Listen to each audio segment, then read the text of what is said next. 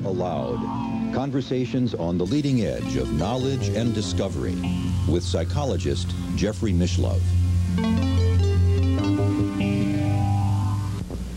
Hello and welcome. I'm Jeffrey Mishlove, and our topic today is shamanism. With me is Dr. Ruth Inge-Heinze, a research associate with the Center for Southeast Asia Studies at the University of California at Berkeley.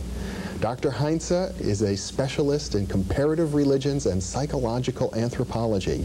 She's the author of several books, including Shamans of the 20th Century and Trance and Healing in Southeast Asia Today. Welcome, Ruth Inge. Thank you for having me. It's a pleasure to be with you.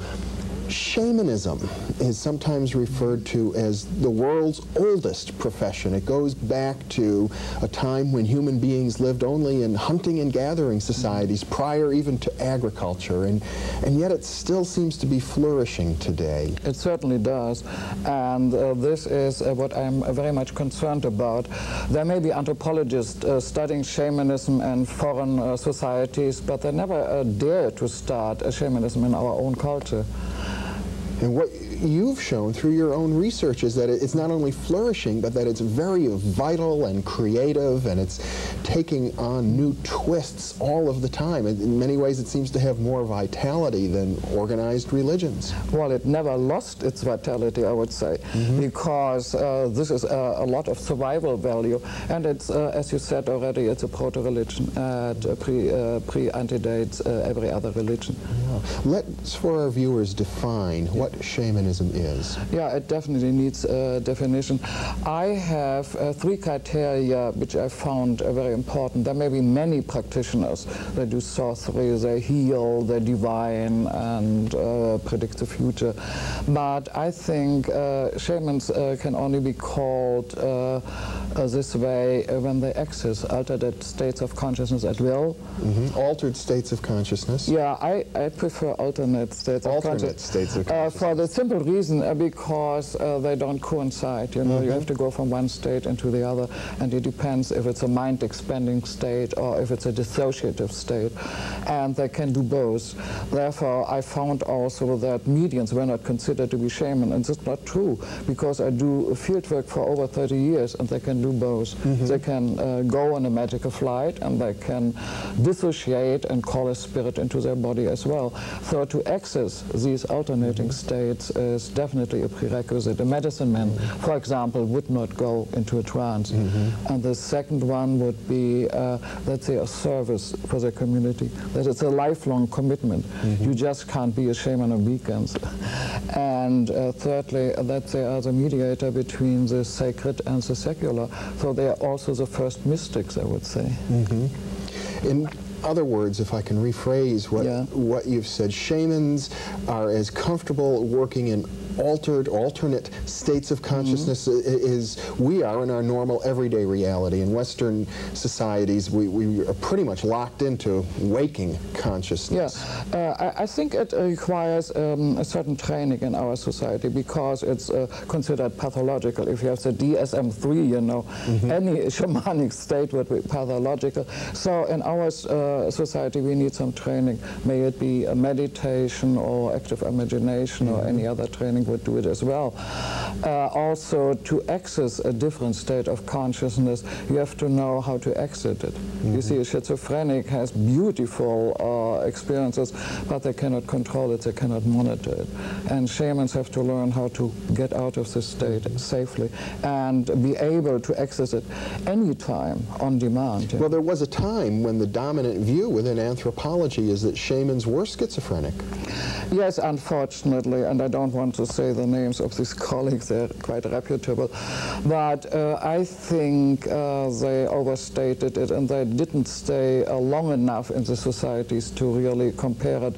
One, Bryce Boyer, for example, he worked with the Apache, and he found that all the Apache are schizophrenic, but the shamans were the most, were the less schizophrenic than the rest. Well, when we begin using labels like that, I think we have a problem, because we're often with reference to what we consider a normal culture. The other issue that you mentioned is that shamans are always of service to their community. Definitely, and it's a lifelong commitment. When I was in Asia, fortunately, I even got a government grant, a Fulbright Hays research grant, to work 1 year exclusively in Singapore, which is a million city, like Chicago, and shamanism is still part of the culture, so they can operate more openly, more overtly. And I found that every single one said that they had to commit himself or herself for a lifetime. There are few exceptions when the spirits asked to do it on weekends for 2 years, but these would be the exceptions. And they have to be available at all hours for whatever questions come. Well, I think this is a crucial point because some scholars and other individuals suggest that the ethics of the shaman isn't the same as, for example, the saints in our religious traditions. But what you're saying is that if a shaman isn't really dedicated to the service of others, you wouldn't even call them a shaman. No, definitely, and the society wouldn't call them either. Also, it is a well-known belief in Asian countries, where I did the research, that if you don't follow the ethics of a shaman, you will lose your power, and they actually do. And then people simply stop coming to you. So it's a natural selection going on. And I saw it happen in Singapore a couple of times. You know. Now, we've been using the word shaman quite a lot already in this program. It comes from the Siberian tribes people, I think. Tungus. It's Tungus. It's a Tungus word. And shamans would be called quite differently in other cultures. In Malaysia, for example, it's a bomo. In Thailand, it's a maki, which means the horse of a spirit, and in Hawaii, a kahuna. And they fulfill similar function, though you have a wide range of different behaviors. The third criterion that you mentioned is that the shamans are mediators between the sacred world and the secular, profane world of life. Can you amplify that? Well, there may be occurrences in the society which cannot be explained, and the shaman would then try to translate from the sacred language into our ordinary language what actually happens, and he may get information from the spirit world or the divine to find these explanations. They're actually myth makers, still in our time. And when I was in Singapore, now we should call it a legend because it's historical time, I was present when a legend originated. It was quite interesting how they interpreted it later on. Can you tell us about that? Oh, well, I think it's a long story. We have to keep it for another program. No, let's see if you could summarize it for me. No, I don't think I want to. It's a very complicated story. Well, you're tantalizing me. But let me backstep then for a moment. And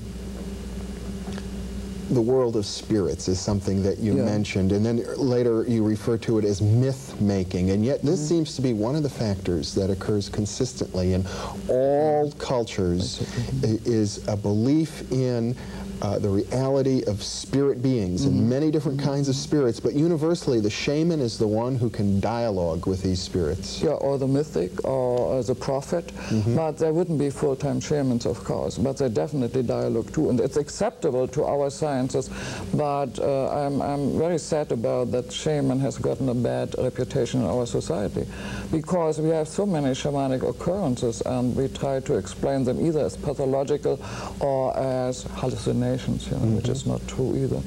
To talk about belief in spirits, I think this is a question we cannot answer easily. I only can say we cannot prove that spirit exists, but we can neither prove that they don't exist, you see. So we just have to accept the belief of the people who work with spirits. One of the things that these people seem to universally suggest is very similar to Plato's analogy of the cave. That's true. That there's this other dimension of reality.